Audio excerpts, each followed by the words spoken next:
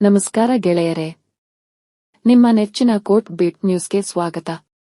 ಮಂಗಳೂರಿನ ಮೋತಿ ಮಹಲ್ ಯಾರಿಗೆ ತಾನೇ ಗೊತ್ತಿಲ್ಲ. ಈ ಹೋಟೆಲ್ ಈಗ ಇತಿಹಾಸ ಮಾತ್ರ. ಶತಮಾನದ ವೈಭವ ಮೆರೆದ ಈ ಹೋಟೆಲ್ ಕೋರ್ಟ್ ಕೇಸ್ ಮೂಲಕ ಅಂತ್ಯ ಕಂಡಿದೆ. ಮಂಗಳೂರಿನ ಮೊದಲ ಸ್ಟಾರ್ ಹೋಟೆಲ್ ಭೂವಿವಾದಕ್ಕೆ ತುತ್ತಾಗಿದ್ದು ಹೇಗೆ? ಈ ಕುರಿತು ಮತ್ತಷ್ಟು ವಿವರಗಳನ್ನು ಕಲೆ ಹಾಕೋಣ. ಇದು ಮಂಗಳೂರಿನ ಮೊದಲ ತಾರಾ ಹೋಟೆಲ್ ಮೋತಿ ಮಹಲ್ ಕತೆ. ಶತಮಾನದ ಇತಿಹಾಸ ಇರುವ ಈ ಹೋಟೆಲ್ ಇನ್ನೂ ಕೇವಲ ನೆನಪು ಮಾತ್ರ. ಇತಿಹಾಸದ ಪುಟ ಸೇರಿದ ಈ ಐಷಾರಾಮಿ ಹೋಟೆಲ್ ಹುಟ್ಟಿದ ಮತ್ತು ಅದರ ಹಿಂದಿರುವ ಭೂವಿವಾದ ಕುರಿತ ಮಾಹಿತಿ ಇಲ್ಲಿದೆ. ಈ ಮಾಹಿತಿಯನ್ನು ಒದಗಿಸಿದವರು ಶ್ರೀ ಪ್ರಕಾಶ್ ನಾಯ್ಕ್, ಮಂಗಳೂರು. ಮಂಗಳೂರಿನ ಪ್ರಥಮ ತಾರಾ ಹೋಟೆಲ್ ಮೋತಿ ಮಹಲ್ನ ಭೂ ವಿವಾದವು ದೇಶದ ಸರ್ವೋಚ್ಚ ನ್ಯಾಯಾಲಯದಲ್ಲಿ ಅಂತೂ ಇತ್ಯರ್ಥವಾಗಿದೆ. ಮಂಗಳೂರಿನ ಮಾನ್ಯ 3ನೇ ಹೆಚ್ಚುವರಿ ಹಿರಿಯ ಸಿವಿಲ್ ನ್ಯಾಯಾಲಯವು ದಿನಾಂಕ 15 ಫೆಬ್ರವರಿ 2018 ರಂದು ನೀಡಿದ ತೀರ್ಪು ಹಾಗೂ ಸದರಿ ತೀರ್ಪಿನ ವಿರುದ್ಧ ಸಲ್ಲಿಸಲಾದ ಮೇಲ್ಮನವಿಗಳಲ್ಲಿ ಮಾನ್ಯ ಕರ್ನಾಟಕ ಹೈಕೋರ್ಟ್ನ ವಿಭಾಗೀಯ ಪೀಠವು ದಿನಾಂಕ 11 ಸೆಪ್ಟೆಂಬರ್ 2024 ರಂದು ನೀಡಿದ ತೀರ್ಪನ್ನು ಮಾನ್ಯ ಸುಪ್ರೀಂ ಕೋರ್ಟ್ ಅನುಸಮರ್ಥಿಸಿದೆ.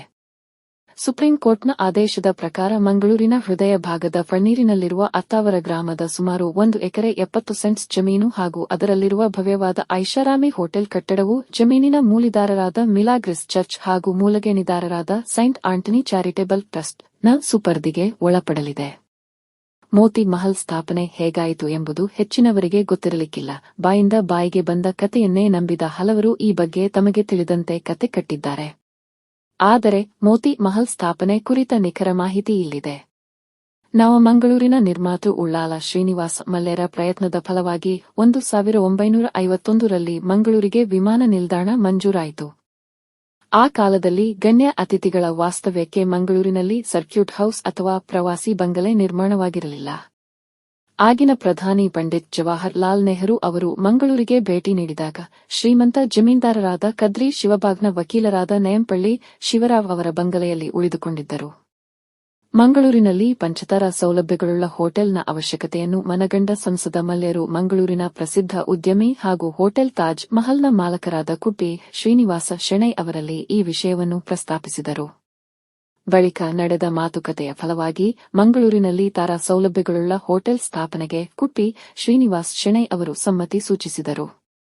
ಪಂಚತಾರಾ ಹೋಟೆಲ್ ನಿರ್ಮಾಣಕ್ಕೆ ಮಂಗಳೂರಿನ ಹೃದಯ ಭಾಗದಲ್ಲಿರುವ ಅತ್ತಾವರ ಗ್ರಾಮದ ಫಳ್ನೀರಿನಲ್ಲಿರುವ ಮಿಲಾಗ್ರಿಸ್ ಚರ್ಚ್ ಮೂಲಿದಾರರಾಗಿರುವ ಹಾಗೂ ಸೈಂಟ್ ಆಂಟನಿ ಚಾರಿಟೇಬಲ್ ಟ್ರಸ್ಟ್ ಮೂಲಗೇಣಿ ಹಕ್ಕು ಹೊಂದಿರುವ ಸುಮಾರು 1 ಎಕರೆ 70 ಸೆಂಟ್ಸ್ ಭೂಮಿಯನ್ನು ಆಯ್ಕೆ ಮಾಡಲಾಯಿತು.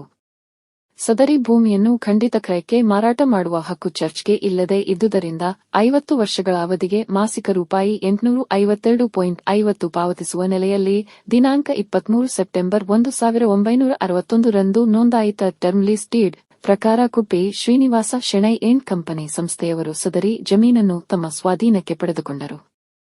ಸದ್ರಿ ಜಮೀನಿನಲ್ಲಿ ಭವ್ಯವಾದ ಬಹುಮಹಡಿಗಳ ಐಷಾರಾಮಿ ಮೋತಿ ಮಹಲ್ ಎಂಬ ಹೆಸರಿನ ಚತುರ್ತಾರಾ 4 ಸ್ಟಾರ್ ಹೋಟೆಲ್ ಅನ್ನು ನಿರ್ಮಿಸಿದರು ಹಾಗೂ ಮಧುವನ್ ಎಂಬ ಹೆಸರಿನ ರೆಸ್ಟೋರೆಂಟ್ ಅನ್ನು ಪ್ರಾರಂಭಿಸಿದರು.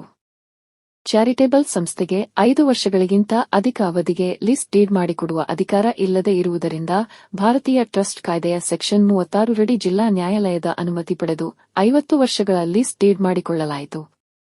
ಲೀಸ್ ಡೀಡ್ ಷರ್ತ ಪ್ರಕಾರ 50 ವರ್ಷಗಳ ಅವಧಿ ಮುಗಿದ ಮೇಲೆ ಐಷಾರಾಮಿ ಹೋಟೆಲ್ ಕಟ್ಟಡ ಸಹಿತ ಸಂಪೂರ್ಣ ಜಮೀನನ್ನು ಯಾವುದೇ ಪರಿಹಾರ ಮೊತ್ತ ಕೇಳದೆ ಮೂಲಗೇಣಿ ಮಾಲೀಕರ ವಶಕ್ಕೆ ಒಪ್ಪಿಸತಕ್ಕದ್ದಾಗಿತ್ತು.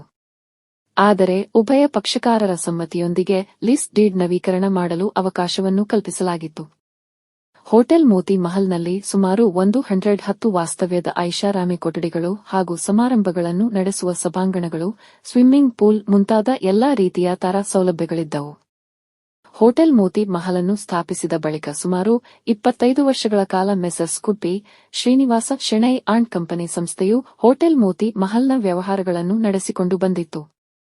ದಿನಾಂಕ 2 ಮಾರ್ಚ್ 1984 ರಂದು ಕುಟ್ಟಿ ಶ್ರೀನಿವಾಸ್ ಶೆಣೈ ಏಂಡ್ ಕಂಪನಿ ಸಂಸ್ಥೆಯು ಮೋತಿ ಮಹಲ್ ಹೋಟೆಲ್ ಕಟ್ಟಡ ಸಹಿತ ಜಮೀನಿನಲ್ಲಿರುವ ತನಗಿರುವ ಹಕ್ಕನ್ನು ಎ.ಜೆ. ಶೆಟ್ಟಿ ಅಂಡ್ ಕಂಪನಿ ಸಂಸ್ಥೆಗೆ ನೋಂದಾಯಿತ ದಾಖಲೆ ಮೂಲಕ ವರ್ಗಾಯಿಸಿತು. ಲೀಸ್ ಡೀಡ್ನ ಷರ್ತ ಪ್ರಕಾರ ದಿನಾಂಕ 22 ಸೆಪ್ಟೆಂಬರ್ 2011 ರವರೆಗೆ ಎ.ಜೆ. ಶೆಟ್ಟಿ ಅಂಡ್ ಕಂಪನಿ ಸಂಸ್ಥೆಗೆ ಮೋತಿ ಮಹಲ್ ಹೋಟೆಲ್ ನಡೆಸುವ ಹಕ್ಕು ಪ್ರಾಪ್ತವಾಗಿತ್ತು. ಆನಂತರ ಯಾವುದೇ ಪರಿಹಾರ ಕೋರದೆ ಕಟ್ಟಡ ಸಹಿತ ಜಮೀನನ್ನು ಮೂಲ ಮಾಲಕರಿಗೆ ಒಪ್ಪಿಸಬೇಕಾಗಿತ್ತು. ಲೀಸ್ ಡೀಡ್ನ ಷರತ್ತ ಪ್ರಕಾರ ನವೀಕರಣಕ್ಕೆ ಅವಕಾಶವಿದ್ದುದರಿಂದ ಮುಂದಿನ 50 ವರ್ಷಗಳ ಕಾಲ ಮಾಸಿಕ ಹೆಚ್ಚುವರಿ ಬಾಡಿಗೆ ನಿಗದಿಪಡಿಸಿ ನವೀಕರಣ ಮಾಡಿಕೊಡಬೇಕೆಂದು ಕೋರಿ ಎ.ಜೆ. ಶೆಟ್ಟಿ ಅಂಡ್ ಕಂಪನಿ ಸಂಸ್ಥೆಯವರು ದಿನಾಂಕ 12 ಅಕ್ಟೋಬರ್ 2009 ರಂದು ಮೂಲ ಮಾಲಕರಿಗೆ ಪತ್ರ ಬರೆದಿದ್ದರು. ಆದರೆ ಮೂಲ ಮಾಲಕರಾದ ಮಿಲಾಗ್ರಿಸ್ ಚರ್ಚ್ ಸದರಿ ಪ್ರಸ್ತಾವನೆಯನ್ನು ದಿನಾಂಕ 8 ಫೆಬ್ರವರಿ 2010 ರಂದು ತಿರಸ್ಕರಿಸಿತು. ಹಾಗೂ ಲೀಸ್ ಡೀಡ್ ಷರತ್ತ ಪ್ರಕಾರ ದಿನಾಂಕ 22 ಸೆಪ್ಟೆಂಬರ್ 2011 ರಂದು ಹೋಟೆಲ್ ಕಟ್ಟಡದ ಸ್ವಾಧೀನತೆಯನ್ನು ತಮಗೆ ಒಪ್ಪಿಸಲು ಸೂಚಿಸಿದರು. ಲೀಸ್ ಡೀಡ್ನ ಷರತ್ತ ಪ್ರಕಾರ ಮೋತಿ ಮಹಲ್ ಹೋಟೆಲ್ ಕಟ್ಟಡದ ಸ್ವಾಧೀನವನ್ನು ತಮಗೆ ಬಿಟ್ಟುಕೊಡದ ಕಾರಣ ಸೈಂಟ್ ಆಂಟನೀಸ್ ಚಾರಿಟೇಬಲ್ ಟ್ರಸ್ಟ್ನವರು ಜಮೀನು ಹಾಗೂ ಹೋಟೆಲ್ ಕಟ್ಟಡದ ಸ್ವಾಧೀನ ಕೋರಿ ಮಂಗಳೂರಿನ ಮಾನ್ಯ 3ನೇ ಹೆಚ್ಚುವರಿ ಹಿರಿಯ ಸಿವಿಲ್ ನ್ಯಾಯಾಲಯದಲ್ಲಿ OS 144 ಆಫ್ 2011 ನಂಬರ್ ದಾವೆಯನ್ನು ಹೂಡಿದರು. ಲೀಸ್ ಅವಧಿಯ ಬಳಿಕ ಸ್ವಾಧೀನವನ್ನು ಒಪ್ಪಿಸದೇ ಇರುವುದರಿಂದ ಪ್ರತಿದಿನವೊಂದಕ್ಕೆ 1 ಲಕ್ಷ ರೂಪಾಯಿನಂತೆ ಲಾಭಾಂಶ ಉತ್ಪತ್ತಿಯನ್ನು ನೀಡುವಂತೆ ಆದೇಶ ನೀಡಬೇಕೆಂದು ಕೋರಿದರು. ಮೊದಲನೆಯ ಪ್ರತಿವಾದಿಯಾಗಿ ಕುಪ್ಪಿ ಶ್ರೀನಿವಾಸ ಶೆಣೈ ಅಂಡ್ ಕಂಪನಿ ಸಂಸ್ಥೆಯನ್ನು ಹಾಗೂ ಎರಡನೆಯ ಪ್ರತಿವಾದಿಯಾಗಿ ಎ.ಜೆ. ಶೆಟ್ಟಿ ಅಂಡ್ ಕಂಪನಿ ಸಂಸ್ಥೆಯನ್ನು ದಾವೆಯಲ್ಲಿ ಪಕ್ಷಕಾರರನ್ನಾಗಿ ಮಾಡಲಾಯಿತು. ಸದರಿ ದಾವೆಯಲ್ಲಿ 1ನೇ ಪ್ರತಿವಾದಿ ಹಾಜರಾಗದೆ ಏಕಪಕ್ಷೀಯರಾದರು. 2ನೇ ಪ್ರತಿವಾದಿ ಪರ ವಕೀಲರು ಹಾಜರಾದರು. ಲೀಸ್ ಡೀಡ್ ಷರತ್ತ ಪ್ರಕಾರ ಗುತ್ತಿಗೆ ಅವಧಿಯನ್ನು ನವೀಕರಣ ಮಾಡಿಕೊಳ್ಳುವ ಅವಕಾಶ ಇರುವುದರಿಂದ ತಮಗೆ ಮುಂದಿನ ಅವಧಿಗೆ ನವೀಕರಣ ಮಾಡಿಕೊಡುವಂತೆ ಮೂಲ ಮಾಲಕರಿಗೆ ನಿರ್ದೇಶನ ನೀಡಬೇಕೆಂದು ಕೋರಿ ಎ.ಜೆ. ಶೆಟ್ಟಿ ಅಂಡ್ ಕಂಪನಿ ಸಂಸ್ಥೆಯವರು ಮಂಗಳೂರಿನ ಮಾನ್ಯ 3ನೇ ಹೆಚ್ಚುವರಿ ಹಿರಿಯ ಸಿವಿಲ್ ನ್ಯಾಯಾಲಯದಲ್ಲಿ OS 162 ಆಫ್ 2014 ನಂಬರ್ ದಾವೆಯನ್ನು ಹೂಡಿದರು. ಮಂಗಳೂರಿನ ಮಾನ್ಯ 3ನೇ ಹೆಚ್ಚುವರಿ ಹಿರಿಯ ಸಿವಿಲ್ ನ್ಯಾಯಾಲಯವು 2 ದಾವೆಗಳನ್ನು ಸೇರಿಸಿ ವಿಚಾರಣೆ ನಡೆಸಿತು. ಸೈಂಟ್ ಆಂಟನೀಸ್ ಚಾರಿಟೇಬಲ್ ಟ್ರಸ್ಟ್ ಪರವಾಗಿ ಈ ಕೆಳಗಿನ ವಾದ ಮಂಡಿಸಲಾಯಿತು. ಲೀಸ್ ಅವಧಿ ಮುಗಿದ ಮೇಲೆ 2ನೇ ಪ್ರತಿವಾದಿ ಹೋಟೆಲ್ ಕಟ್ಟಡ ಸಹಿತ ಜಮೀನನ್ನು ಯಾವುದೇ ಪರಿಹಾರ ಕೋರದೆ ಮೂಲ ಮಾಲಕರ ವಶಕ್ಕೆ ಒಪ್ಪಿಸತಕ್ಕಾಗಿದೆ. ಈ ಅಂಶವನ್ನು 2ನೇ ಪ್ರತಿವಾದಿಯು ಅರಿತಿದ್ದು 1ನೇ ಪ್ರತಿವಾದಿಯಿಂದ ಗುತ್ತಿಗೆ ಹಕ್ಕನ್ನು ವರ್ಗಾಯಿಸಿಕೊಂಡಿರುತ್ತಾರೆ. ಗುತ್ತಿಗೆ ಅವಧಿಯ ನವೀಕರಣವನ್ನು ಹಕ್ಕು ಎಂದು ಪ್ರತಿಪಾದಿಸುವಂತಿಲ್ಲ. 2ನೇ ಪ್ರತಿವಾದಿಯು ಹೋಟೆಲ್ ವ್ಯವಹಾರದಿಂದ ಪ್ರತಿನಿತ್ಯ 3 ಲಕ್ಷಕ್ಕೂ ಅಧಿಕ ಆದಾಯ ಗಳಿಸುತ್ತಿದ್ದಾರೆ. ಪ್ರತಿವಾದಿಗಳು ಶ್ರೀಮಂತ ಪ್ರಭಾವಶಾಲಿ ವ್ಯಕ್ತಿಗಳಾಗಿದ್ದು ವಿವಿಧ ಕಡೆಗಳಲ್ಲಿ ಹಲವಾರು ಸ್ಥಿರಾಸ್ತಿ ಹೊಂದಿರುತ್ತಾರೆ. 2ನೇ ಪ್ರತಿವಾದಿಯು 1ನೇ ಪ್ರತಿವಾದಿಯಿಂದ ಭೋಗ್ಯಕ್ಕೆ ಪಡೆಯುವ ಮೊದಲು ಮೂಲ ಮಾಲಕರಿಂದ ಅನುಮತಿ ಕೇಳಿಲ್ಲ. 2ನೇಯ ಪ್ರತಿವಾದಿಯು ಕಟ್ಟಡಕ್ಕೆ ಹಾನಿ ಉಂಟು ಮಾಡಿದ್ದಾರೆ. ಆದುದರಿಂದ ದಾವೆಯಲ್ಲಿ ಕೋರಿದಂತೆ ತೀರ್ಪು ಮತ್ತು ಡಿಕ್ರಿಯನ್ನು ನೀಡಬೇಕಾಗಿ ಪ್ರಾರ್ಥಿಸಿದರು. 2ನೇ ಪ್ರತಿವಾದಿ ಎ.ಜೆ. ಶೆಟ್ಟಿ ಅಂಡ್ ಕಂಪನಿ ಸಂಸ್ಥೆಯ ಪರವಾಗಿ ಈ ಕೆಳಗಿನ ವಾದ ಮಂಡಿಸಲಾಯಿತು. ಲೀಸ್ ಡೀಡ್ ಷರತ್ತ ಪ್ರಕಾರ ಗುತ್ತಿಗೆ ಅವಧಿಯನ್ನು ನವೀಕರಣ ಮಾಡಿಸಿಕೊಳ್ಳಲು 2ನೇ ಪ್ರತಿವಾದಿ ಹಕ್ಕುಳ್ಳವರಾಗಿರುತ್ತಾರೆ ಹಾಗೂ ನವೀಕರಣ ಮಾಡಿಕೊಡಲು ವಾದಿಯು ಬದ್ಧರಾಗಿರುತ್ತಾರೆ. ಗುತ್ತಿಗೆ ಪಡೆದ ಜಮೀನಿನಲ್ಲಿ ವಾದಿಯು ಹೋಟೆಲ್ ಕಟ್ಟಡವನ್ನು ನಿರ್ಮಿಸಿಲ್ಲ.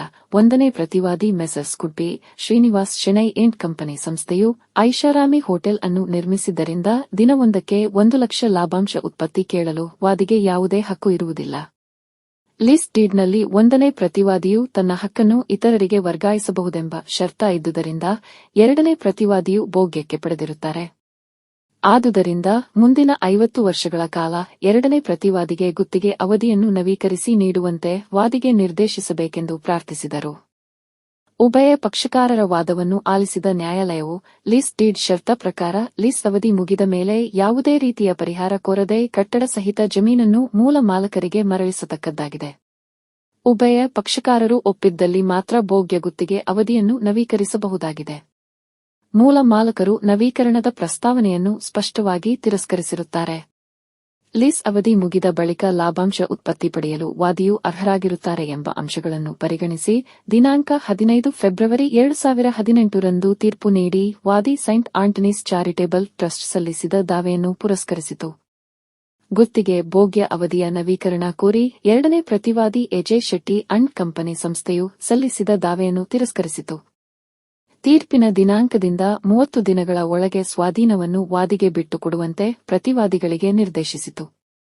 ದಿನವೊಂದಕ್ಕೆ ರೂಪಾಯಿ 50,000ದಂತೆ ಲಾಭಾಂಶ ಉತ್ಪತ್ತಿಯನ್ನು ವಾದಿಗೆ ನೀಡುವಂತೆ ಪ್ರತಿವಾದಿಗಳಿಗೆ ನಿರ್ದೇಶಿಸಿತು. ಮಾನ್ಯ ನ್ಯಾಯಾಲಯದ ತೀರ್ಪಿನಿಂದ ಬಾಧಿತರಾದ ಉಭಯ ಪಕ್ಷಕಾರರು ಮಾನ್ಯ ಕರ್ನಾಟಕ ಹೈಕೋರ್ಟ್ನಲ್ಲಿ ಮೇಲ್ಮನವಿ ಸಲ್ಲಿಸಿದರು.